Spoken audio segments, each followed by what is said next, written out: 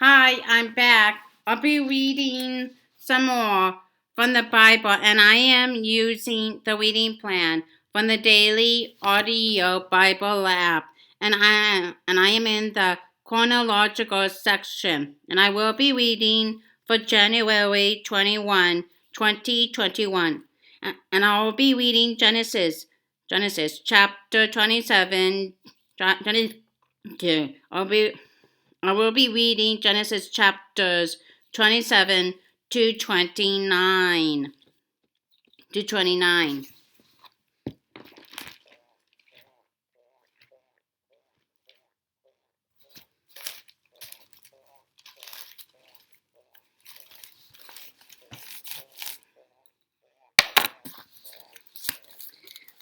Jacob.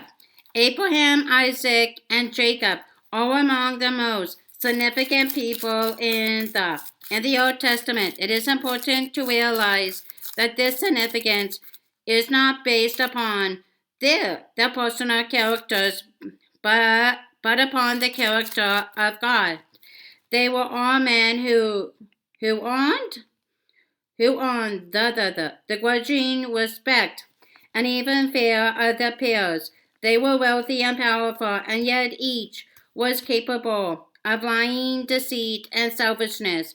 They were not the perfect heroes we might have expected. Instead, they were just like us, trying to please God, but often falling short. Jacob was the third link in God's plan to start a nation from Abraham. The success of that plan was more often in spite of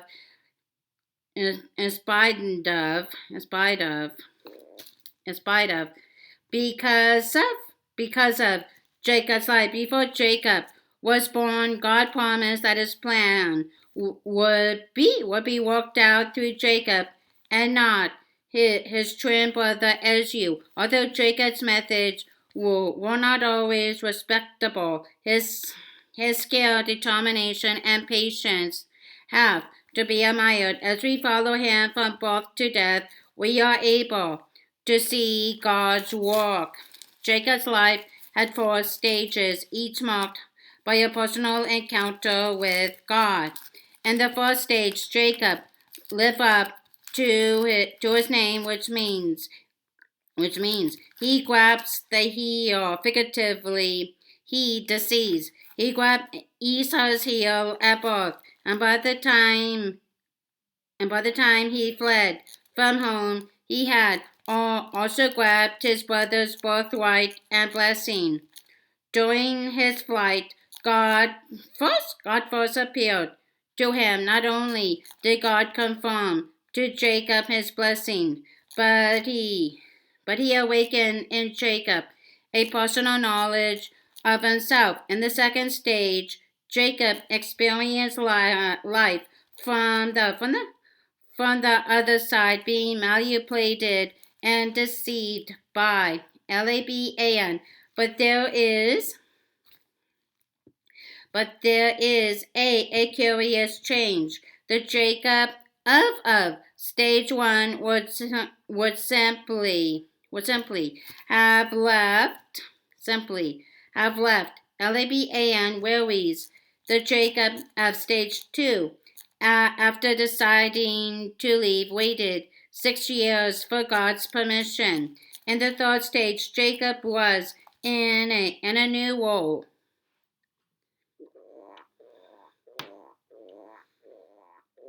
In the third stage, Jacob was in a new role as grabber this time. By the Jordan River, he grabbed on to God and wouldn't let go. He wouldn't let go.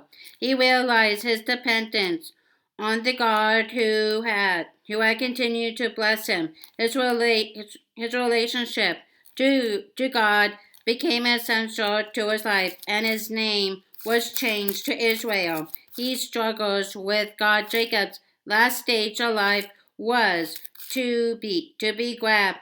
God to be grabbed. God achieved a firm hold on him in response to Joseph's invitation to come to Egypt. Jacob was clearly unwilling to make a move without God's approval.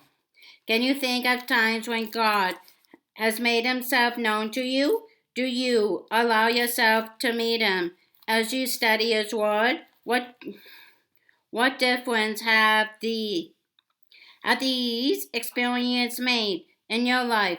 Are you more like the young Jacob, forcing God to track you down in the desert of your own plans and mistakes? Or are you more like the Jacob who placed his desires and plans before God for his approval before taking any action? Strengths and accomplishments. Father of the 12 tribes of Israel, third in the Abrahamic line of God's plan, determined minded, willing to work long and hard for what he wanted, good businessman, weaknesses and mistakes. When faced with conflict, relied on his own resources rather than going to God for help. Tended tended to accumulate wealth for its own sake. Lessons from his life. Security does not lie in the accumulation of goods. All human intentions and actions for good or evil are, are woven by God into his ongoing plan. Vital statistics where Canaan, occupation, shepherd, livestock owner, relatives, parents, Isaac and Rebekah, brother Esau, father, in-law, Laban, wives, Rachel and Leah, 12 sons and one daughter are mentioned in the Bible. Key verse: I am with you, and will watch over you wherever you go, and I will bring you back to this land. I will not leave you until I have done what I have promised you. Genesis chapter 28, verse 15. Jacob's story is told in Genesis chapter 25 to 50. He is also mentioned in HOSEA chapter 12 verses 2 to 5. Matthew chapter 1 verse 2. Matthew chapter 22 verse 32. Acts chapter 3 Acts chapter 3 verse 13. Acts chapter 7 verse 46. Romans chapter 9 verses 11 to 13, and Romans chapter 11 verse 26. Hebrews chapter 11 verse 9 and verse 20 and verse 21. Jacob gets Esau's blessing. Genesis chapter 27. When Isaac was old and his eyes were so weak that he could no longer see, he called for Esau, his oldest son, and said to him, "My son." "Here I am," he answered. Isaac said, "I am now an old man and don't know the day of my death. Now then, get your equipment, your quiver and bow, and go out to the open country to hunt some wild game for me. Prepare me the kind of tasty food I like and bring it to me to eat, so that I may give you my blessing before I die." Now Rebekah was listening as Isaac spoke to her son Esau. When Esau left for the open country to hunt game and bring it back, Rebekah said to her son Jacob, "Look, I overheard your father say to your brother Esau, bring me some game and prepare me some tasty food, to eat, so that I may give you my blessing in the presence of the Lord before I die. Now, my son, listen carefully and do what I tell you. Go out, go out to the flock and bring me two choice young goats, so I can prepare some tasty food for your father just the way he likes it. Then take it to your father to eat, so that he may give you his blessing before he dies. Jacob said to Rebekah, his mother, but my brother is as you is a hairy man, while I have smooth skin. What if my father touches me? I would appear to be tricking him, and would bring down a curse on myself rather than a blessing. His mother said to him, my son, let the curse follow me. Just do what I say. Go and get them for me. So he went and got them and brought them to his mother, and she prepared some tasty food just the way his father liked it. Then Rebekah took the best clothes of Esau, her oldest son, which she had in the house, and put them on her younger son Jacob. She also covered his hands and the smooth part of his neck with the goatskins. Then she handed to her son Jacob the tasty food and the bread she had made.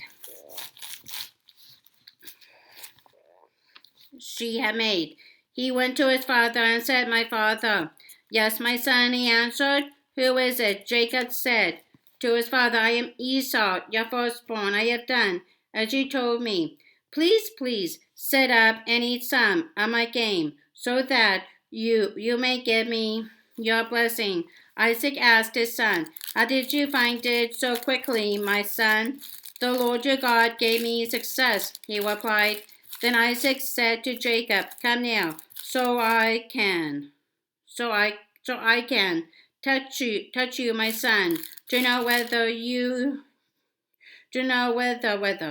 really are my son Esau or not. Jacob went close to his father Isaac, who touched him and said, the voice is the voice of Jacob, but the hands are the hands of Esau. He did not recognize him, for his hands were hairy like those of his brother Esau. So he proceeded to bless him. Are you really my son Esau? He asked. I am, he replied.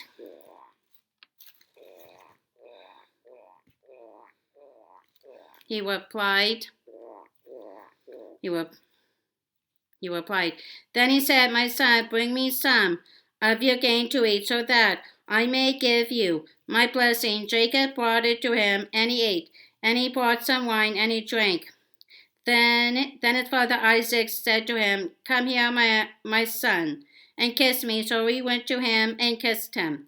When Isaac caught the smell of his clothes, he blessed him and said, the smell of my son is like the smell of a field that the Lord has blessed. May God give you heaven's dew and earth's richness, and abundance of grain and new wine. May nations serve you, and peoples bow down to you. Be Lord over your brothers, and may the sons of your mother bow down to you. May those who curse you be cursed, and those who bless you be blessed. After Isaac finished blessing him, and Jacob had scarcely left his father's presence, his brother Esau came in from hunting. He too prepared some tasty food and brought it to his father. Then he said to him, my father, please sit up and eat some of my game, so that you may give me your blessing. His father Isaac asked him, who are you? I am your son, he answered, your firstborn Esau.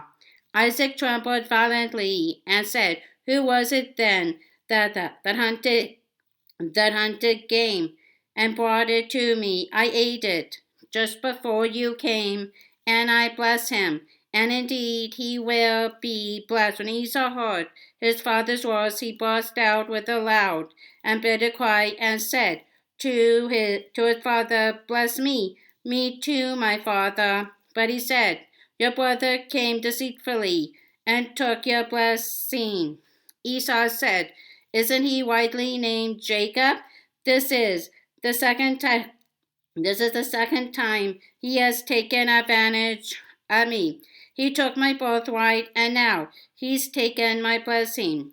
Then he asked, "Haven't you resolved any blessing for me?" Isaac answered Esau, I have made a Lord over you, and have made all his relatives his servants, and I have sustained him with grain and new wine. So what can I possibly do for you, my son?" Esau said to his father, Do you have only one blessing, my father? Bless me too, my father." Then Esau wept aloud. His father Isaac answered him, "Your dwelling will be away from the earth's richness, away from the dew of heaven above. You will live by the sword, and you will serve your brother. But when you grow restless, you will throw his his yoke from off your neck, as you held a grudge against Jacob because of the blessing his father had given him." He said to himself, "The days of mourning for my father are near. Then I will kill my brother Jacob." When Rebekah was told what her older son when Rebekah was told what her older son, as you had said, she sent for her younger son Jacob and said to him, "Your brother Esau is planning to avenge himself by killing you. Now then, my son, do what I say. Flee at once to my brother Laban and Harran. Stay with him for a while until your brother's fury subsides. When your brother is no longer angry with you and forgets what you did to him, I will send word for you to come back from there. Why should I lose both of you in one day?" Then Rebekah said to Isaac, I'm disgusted with living because of these Hittite women. If Jacob takes a wife from among the women of this land, from Hittite women like these, my life will not be worth living.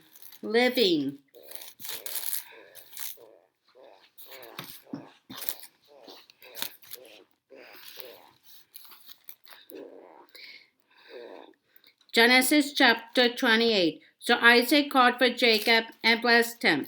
Then he commanded him, "Do not marry a Canaanite woman. Go at once to Paddan-aram, to the house of your mother's father Bethuel. Take a wife for yourself there from among the daughters of Laban, your mother's brother.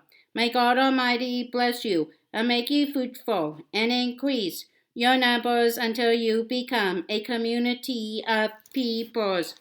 May He give you and your descendants the blessing given to Abraham, so that you may take possession of the land where you now reside as a foreigner, the land God gave to Abraham." Then Isaac sent Jacob on his way, and he went to Paddan-aram, to Laban, son of Bethuel. the Aramean, the brother of Rebekah, who was the mother of Jacob and Esau. Now Esau learned that Isaac had blessed Jacob and had sent him to Paddan Aram to take a wife from there, and that when he blessed him, he commanded him, do not marry a Canaanite woman, and that Jacob had obeyed his father and mother and had gone to Paddan Aram as you then realized how displeasing the Canaanite women were to his father Isaac. So he went to Ishmael and married Mahalath. Sorry. I'll be right back. I'm just gonna put these things in my car. Okay. Mahalath, the sister of Nebaioth, and daughter of Ishmael, son of Abraham, in addition to the wives he already had. The story of Jacob, Genesis chapter 28, verse 10 to Genesis chapter 36, verse 43. Jacob did everything, both right and wrong, with great zeal. He deceived his own brother Esau and his father Isaac. He wrestled with an angel and worked 14 years to marry the woman he loved. Through Jacob, we learn how a strong leader can also be a servant. We also see how wrong actions will always come back to haunt us. Jacob starts a family. Jacob's dream at Bethel.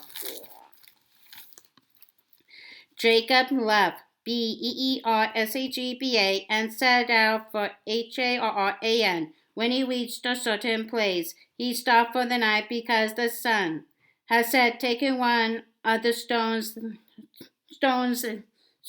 there, he put it under his head and lay down to sleep.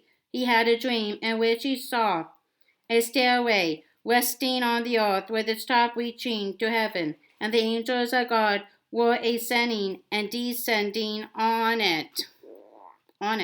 There above it stood the Lord, and he said, I am the Lord, the God of your father Abraham, and the God of Isaac. I will give you and your descendants the land on which you are lying. Your descendants will be like the dust of the earth, and you will spread. Angelica's here. Okay. I'll see you Sunday. Okay.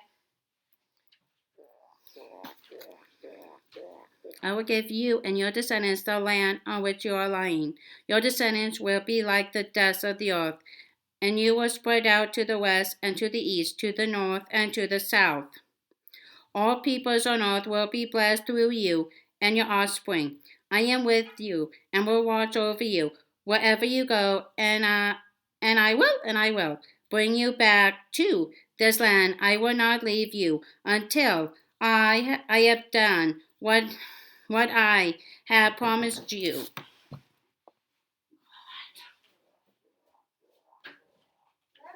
Hello. How are you? Good. That's good. And I will bring you back to this land. I will not leave you until I have done what I have promised you. When Jacob awoke from his sleep, he thought, surely the Lord is in this place, and I was not aware of it. He was afraid and said, how awesome is this place! This is none other than the house of God. This is the gate of heaven.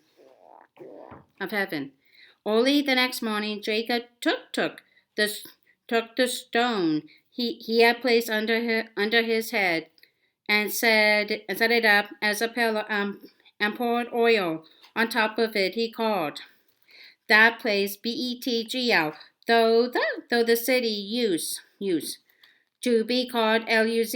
Then Jacob made a vow, saying, if God will be with me and will watch over and will watch over me on this journey I am taking, and will give me food to eat and clothes to wear, so that I return safely to my father's household. Then the Lord will be my God, and the stone that I have set up as a pillar will be God's house. And of all that you give me, I will give you a tenth.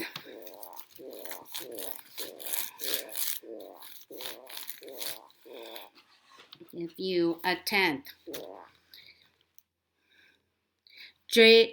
Genesis chapter 29. Jacob a wives and Paddan Aram. Then Jacob continued on his journey and came to the land of the eastern peoples. There he saw a well in the open country, with 3 flocks of sheep lying near it, because the flocks were watered from that well. The stone over the mouth of the well was large. When all the flocks were gathered there, the shepherds would roll the stone away from the well's mouth and water the sheep. Then they would return the stone to its place over the mouth of the well. Jacob asked the shepherds, "My brother, where are you from?" "We are from Haran," they replied. He said to them, "Do you know Laban, Nahor, Potiphar's his grandson?" "Yes, we know him," they answered. Then Jacob asked them, "Is he well?" "Yes, he is," they said. "And here comes his daughter Rachel with the sheep." "Look," he said, "the sun is still high. It is not time for the flocks to be gathered. Water the sheep and take them back to pasture." "We can't," they replied, "until all the flocks are gathered and the stone has been rolled away from the mouth of the well. Then we will water the sheep."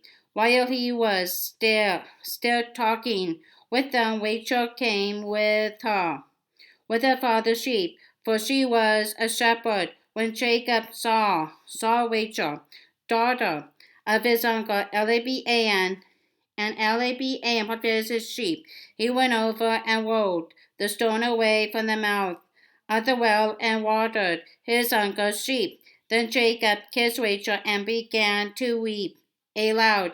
He had told Rachel that he was a relative of her father and a son of Rebekah. So she ran and told her father.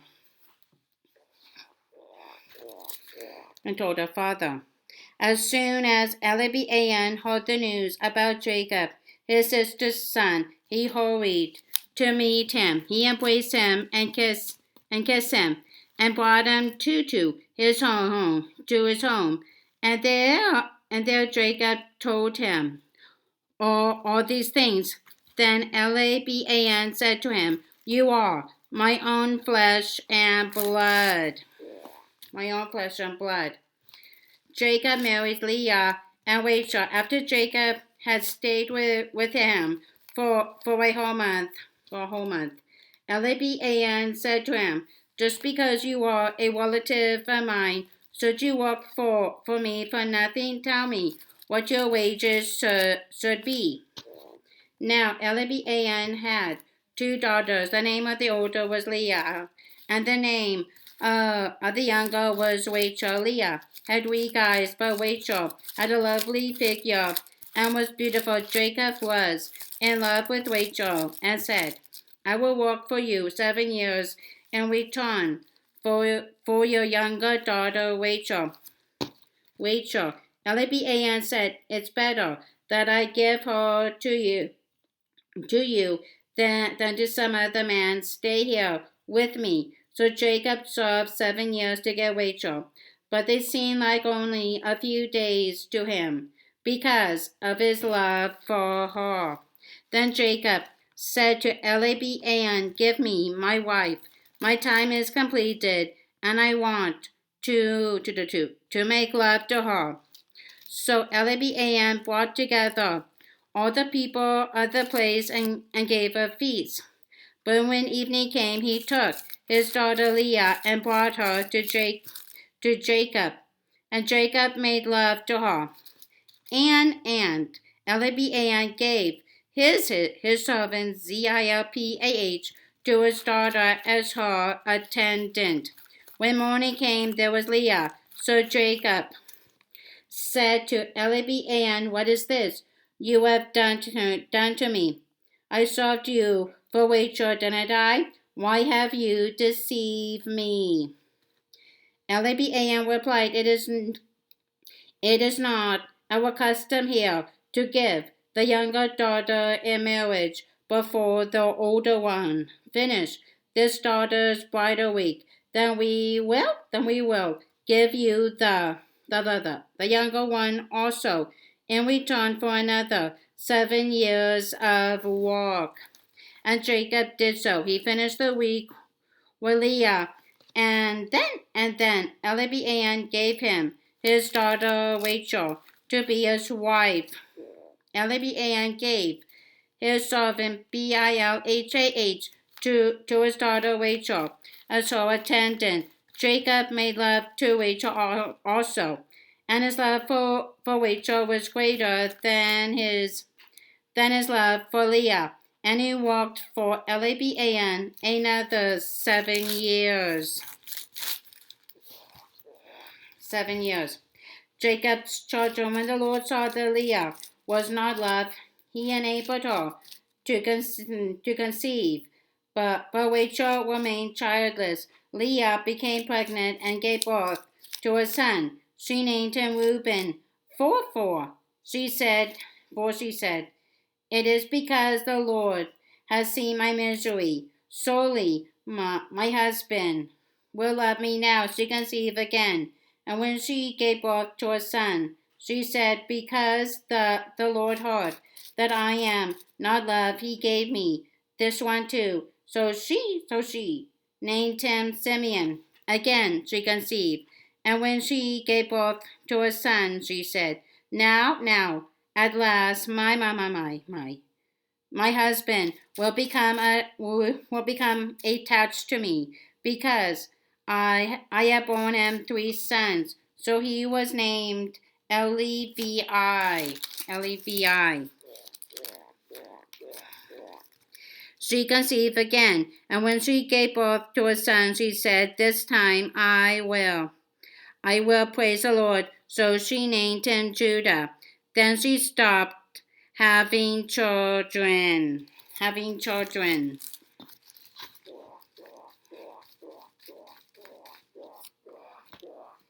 Okay, that's all. Bye for now.